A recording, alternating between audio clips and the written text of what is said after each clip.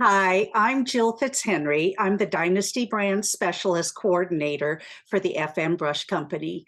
Welcome to our series, Meet the Dynasty Artists.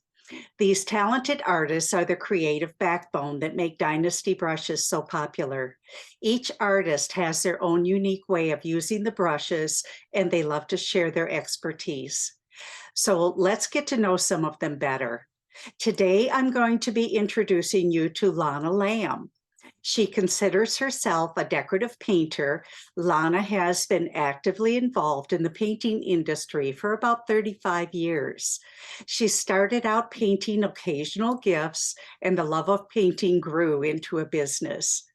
You can view over 250 painting demonstrations on her YouTube channel, Lonna Lamb, or even take live classes online with her.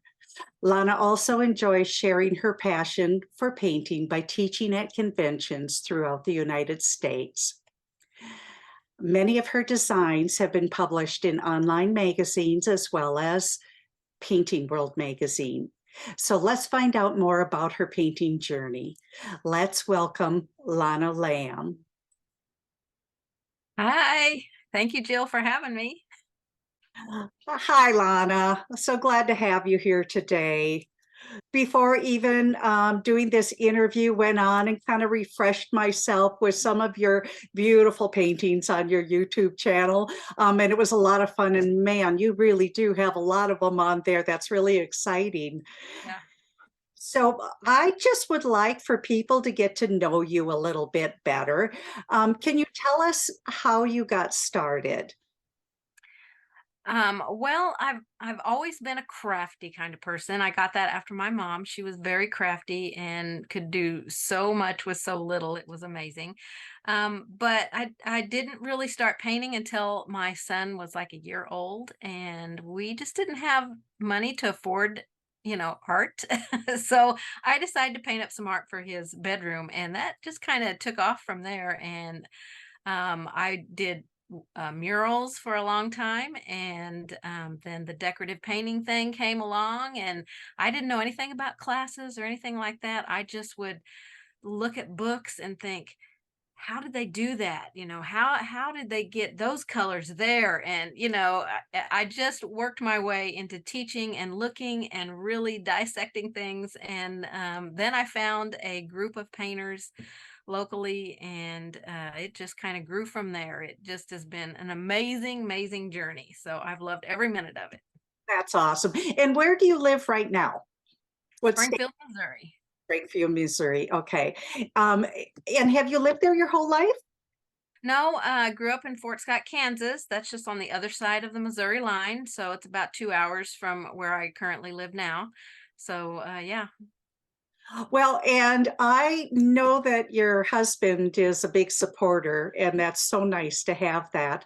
But the other thing that amazes me is, as young as you look, you have a great grandchild or two. A couple, yes. Yes. Well, my husband had two children from his first marriage, and then we had one together. So together we have three boys and 11 grandchildren and two great grandchildren. So yeah, we have a lot, and we stay in contact with all of them and try to keep up, make sure we never forget their birthdays or anything like that. So yeah, it's a big group, but it's a lot of fun. And I was just watching one of your paintings with the peppermint, and you had done little ornaments for each of the different grandchildren, I believe, Yeah, with their favorite colors. I thought that was really a yeah, very special keepsake gift for them. yeah. Where do you get your inspiration from? Well, just anywhere I go, I'm always looking. It's funny when you're an artist, you see things a little bit differently.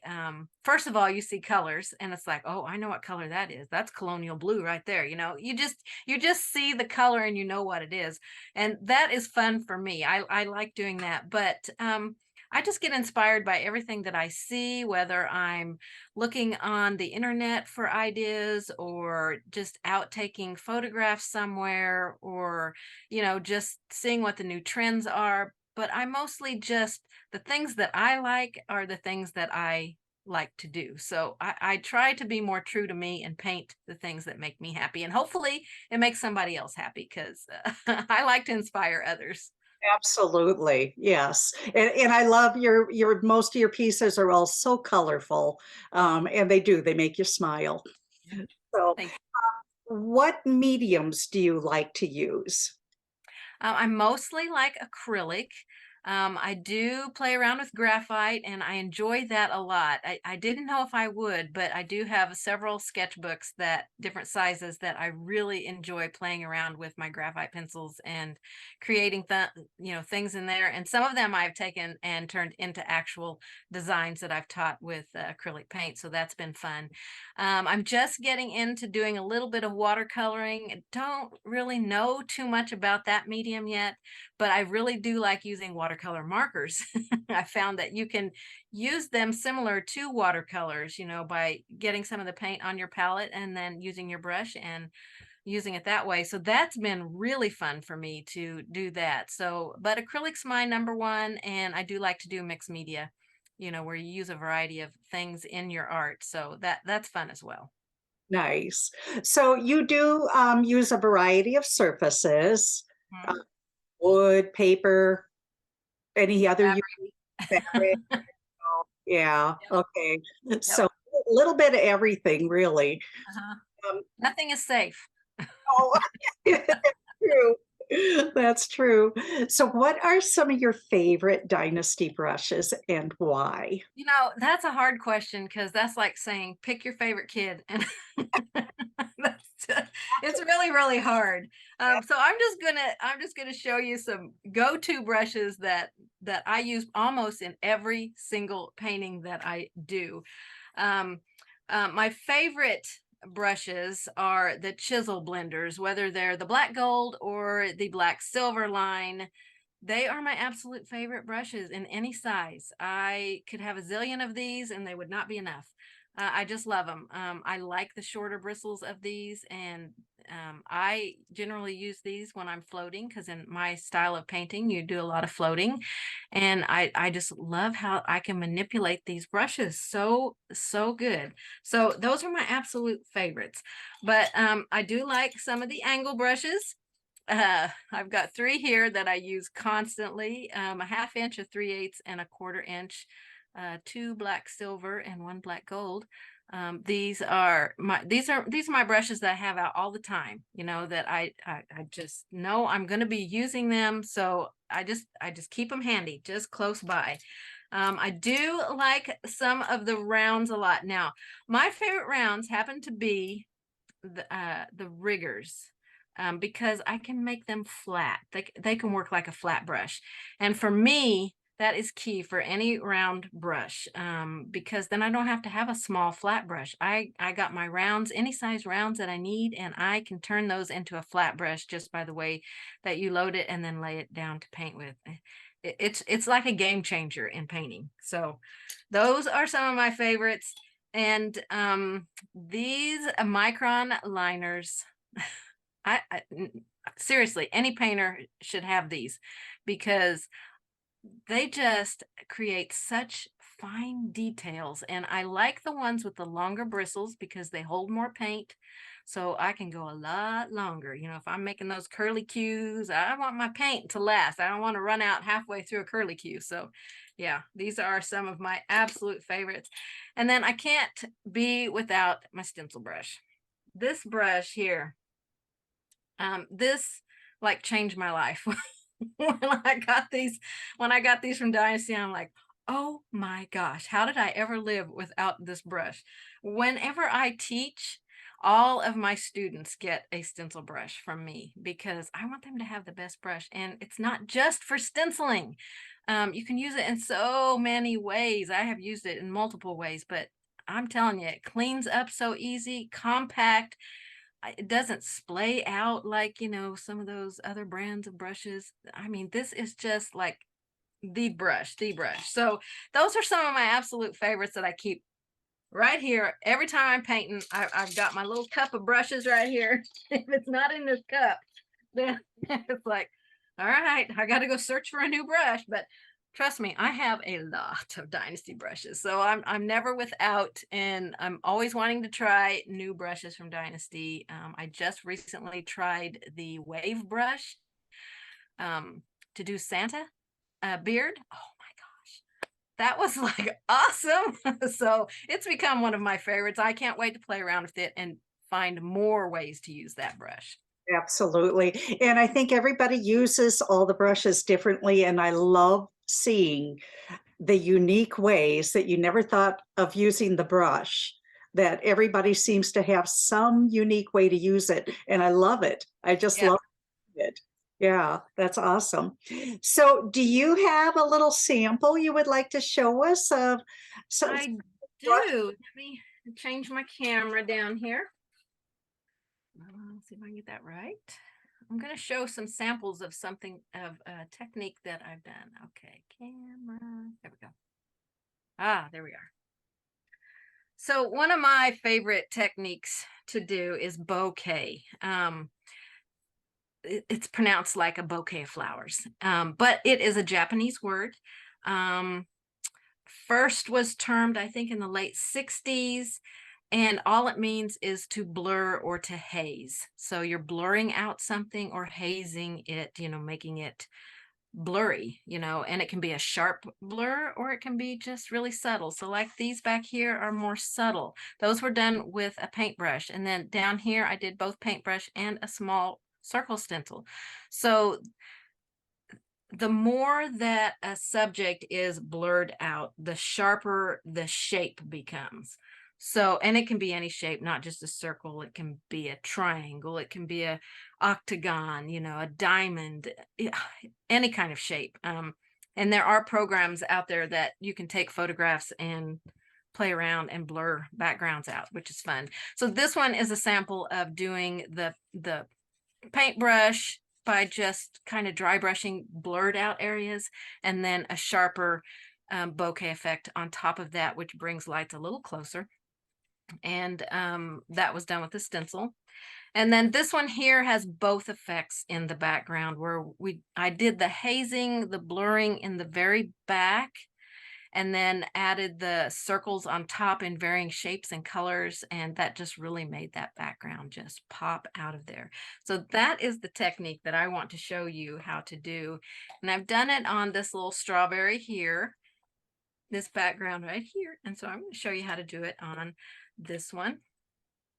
I'm going to zoom in a little bit. Now I'm going to be using a stencil. You do not have to use a stencil. It's just the way that I like to do it. Grab my favorite stencil brush, and we're going to get some white paint out here. Now, when you're creating these background areas, I like to use a dry brush, not a wet one, but you can create really light areas. They can be any color you want them to be. They do not have to be just white or cream color, whatever color you want them to be. But you can use a glazing medium to get really transparent colors. I did use a glazing medium in this one on some of them, and it just creates a more see-through look. But with this one, I didn't. I just used all white paint, and when I started running out of paint in my brush, that's when I got these lighter areas in here. So let's just start playing around with some bokeh effect here. So I'm going to load my stencil brush up and really work that paint into my brush. Let me get that over so you can see it. Work it in there. I like my brush to have enough for me to go several places. I like to tap the very end of it off and then just pick a circle and put it in there. Now, you don't want it to be that bright. Just touch it back with your finger. It's okay. It's okay. I don't worry about if I get it on my strawberry because I haven't finished that strawberry yet. So I can come in and touch up anything that I want to. And so you're just going to work your way around your background, creating these fun little circles. When you're ready to start making some lighter ones, if you've still got quite a bit of paint in your brush, just rub it off on a dry paper towel. And I did that right there. And then you can come in here and start adding some lighter ones in. You want them to overlap. and do as many as you want. It is your background. You get to be in charge of it. I'm going to make some even lighter ones, so I'm going to remove a little bit more of that paint. You want some to go off the edge. And just keep working at your circles. They do not all have to be the same size either. You can do varying sizes of circles. All right, I want to get some really, really light ones in here. So I've got kind of a shadow one there. I love that. So I'm just going to intensify that little shadow one right there so we can see that. And this is such a relaxing technique to do. I'm telling you, it is so much fun and so relaxing. And just go all the way around your background and create as much or as little as you want. I'm not worrying about getting on my elements because I haven't finished them out. So, you know, when I finish them out, then, you know, I can take care of any areas that I got on there. So I want some really light ones down here and maybe a light one up here. I mean, you can just do, you can really just keep going. I mean, it's like one of those things, once you start, you just don't want to stop. You don't want to stop. So once you remove your tape from the edge, then you've got that gorgeous background. I love this. I love pulling that tape off and seeing that just beautiful background come to life there. Ooh, look at that. Look at that. So while I have this paint out here, I'm actually going to put a little bit of black out. I'm going to show you a couple other brushes real quick and just do a couple of things here. So for my strawberries here, I want to put my little seeds in there, and I'm going to use this beautiful little micron brush, which gives me such gorgeous lines. And I'm going to put my little lines, those tiny little seeds that you need to have in your strawberry. We're going to put those in my little seed areas that I created by creating just some little shadow spots on there with a round brush. And some of these we won't end up seeing at all. And then we can brush here. We can add a little highlight on there with some white, the same brush. Make sure I don't have any water on my ferrule. You don't want the water running down there. And just put a little dot and make those pop just a little bit. I mean, this is just, see how you can get just such fine little details. So fun. I'm going to let it kind of fade out as we get across here. We don't need to see any brightness. That's kind of the shadow side. So we don't need to see bright stuff over there. Now I've got this design on the chocolate here. And for that, I'm going to use one of my round brushes. So I'm going to grab, let's see, I've grabbed my 2 round, and we're just going to put that delicious white chocolate on our strawberry. Look at that. Love this brush. You can get such a nice point on it, but yet you can use it as a flat. So, I mean, the versatility in these brushes is amazing.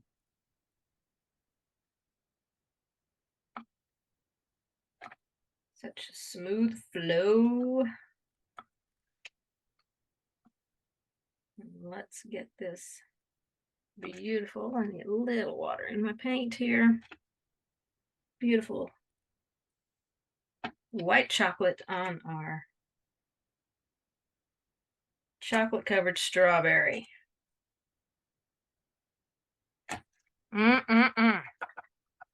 Looking good, looking good. Okay, I want to show you a couple of other brushes while that dries.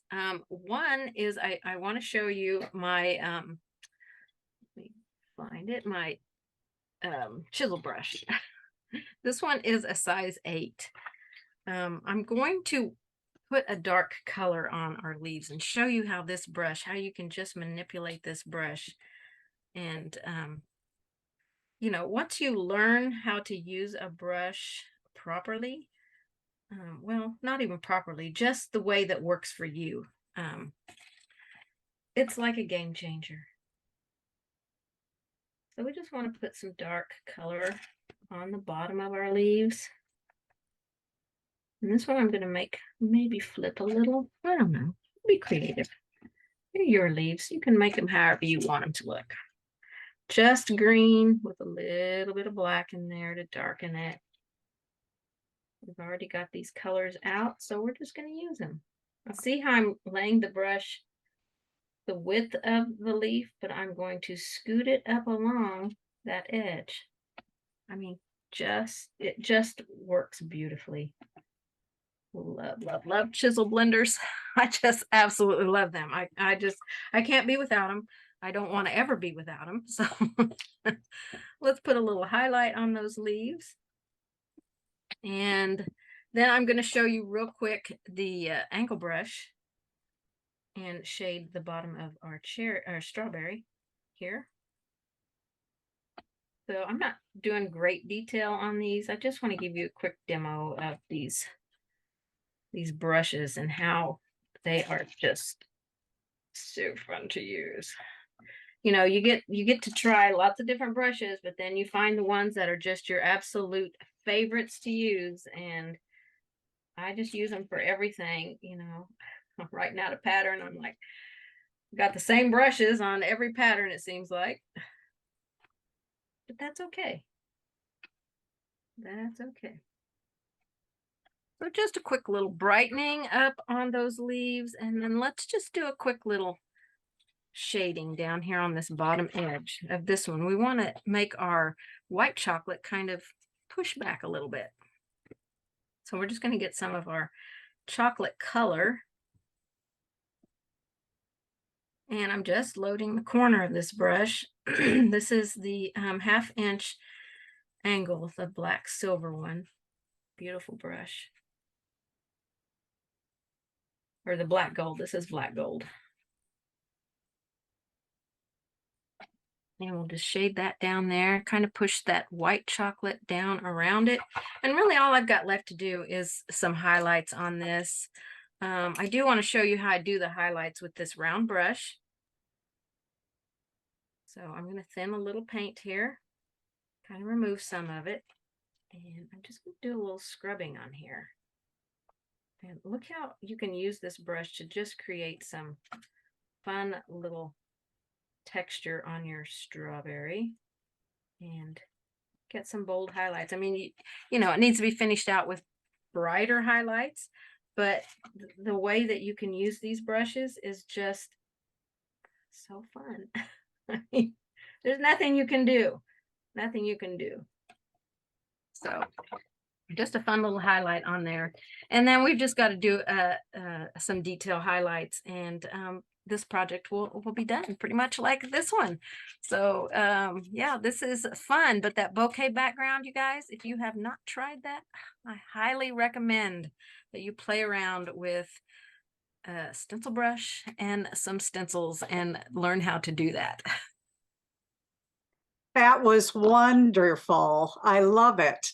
And I had not known what the name of that circle pattern was before. I think I kind of referred to it as sunspots, but bouquet, that's a great name. Okay, yeah, and it can be anything in the background or foreground blurred out. It's not just a background thing. Do you have a reason why you would choose a black silver versus a black gold within certain designs? Well, not really. It's just the size of the brush. And how it works. Like for base coating, I definitely go to my black gold.